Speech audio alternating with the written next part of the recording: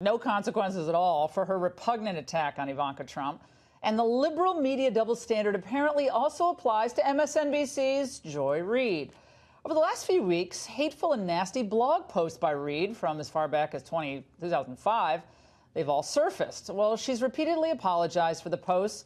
Her network says she has evolved and her show remains on the air. Joining me now, one of Reid's targets, New York Times bestselling author Ann Coulter. Ann, great to see you.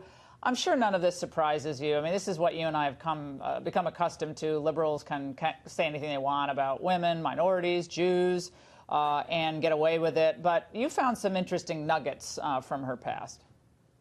Yes, it actually went up on Daily Caller today. One was she was wishing for you and me to be left in the public square in Iraq, which I think is interesting because I agree I wouldn't want to go to a majority Muslim country. I don't know why liberals want to turn this country into those countries. But that's, she considered that really, you know, the worst thing you could do to us.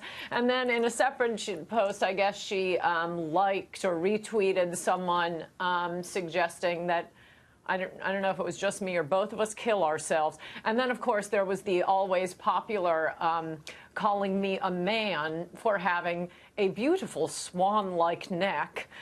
Liberal women, as long as we're being frank here, aren't used to that because they have rolls of fat on their neck. They're really taken aback by my beautiful swan-like neck. But the point of all this is, I mean, these nasty, nasty things that get posted by liberals, it shows they just wanted to get rid of Roseanne. I've been told my entire life, oh, no, you know, newspapers, TV stations, they're just trying to make money. It's whatever the public wants. No, it isn't. It has never been that. Liberals say much, much worse things, but they're part of the political agenda. The reason they wanted to fire Roseanne was, I mean, she used to be kind of a left-wing loon. She became a Trump-supporting, still kind of a loon. But she had a wildly popular program, and apparently it was popular with Trump supporters, whom they enjoy calling racists. Did you see that they're trying to maybe reboot the show without her? With just her daughter, who's obviously the more liberal character, and John Goodman apparently said, "Oh, I'd be up for that." I mean, but this is the kind of ideas they have. There's the half of the country who voted for Trump, roughly. All these people are looking for something that just doesn't offend them on a minute-by-minute basis. And this show kind of had some funny moments where someone who liked Trump wasn't ridiculed every 5 seconds. So that's all it was. It wasn't even all that political of a show. But I bet, you know, the producers, the people behind the show, they were tired of having to answer for it at various social events in L.A. or Malibu. They don't want to answer. This is a nice, kind of ugly way of saying, oh, this is off the air. We can go back to doing business as normal, Ann. Right, right. I mean, I never saw the old show or the new show, but when she was getting ratings like we haven't even heard of for 20 years, to be dumping that show because of crazy tweets she was sending. She has always sent crazy tweets. This is nothing new. I mean, you know, I don't want to be sent to the concentration camp. Yes, I condemn her tweet. But she's always sent crazy tweets that are deserving of condemnation. It has nothing to do with that. And if they really cared about offensive tweets and so on, well, obviously Samantha Bee and Joy Reid wouldn't be on air. But we got to keep them. And I want to talk about where this party is going. I talked earlier to Dinesh about this and how everything has become radicalized. They claim that Trump's the radical, where he's kind of really pretty mainstream and wants to work with Democrats on trade and other issues. And yet we see the Democrats now lurching toward perhaps an Elizabeth Warren, a Kamala Harris, maybe Cory Booker in 2020.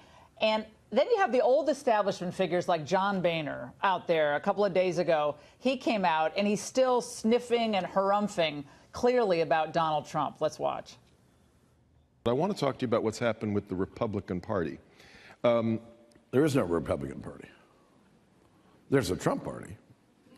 The Republican Party is kind of taking a nap somewhere. What do you think about old Boehner's comment? I hope it's not a nap. I hope it's dead. I want the Republican Party to be the Trump Party. We might start winning again. But I thought John Boehner was off promoting marijuana or something. Yeah, he joined some marijuana board, and you know, he said he was always against marijuana until he just became an advisory board member of, in other words, kind of an informal lobbyist for legalizing pot across the United States. And you wonder why I want the Republican Party dead. And moving on, gosh. just move it aside.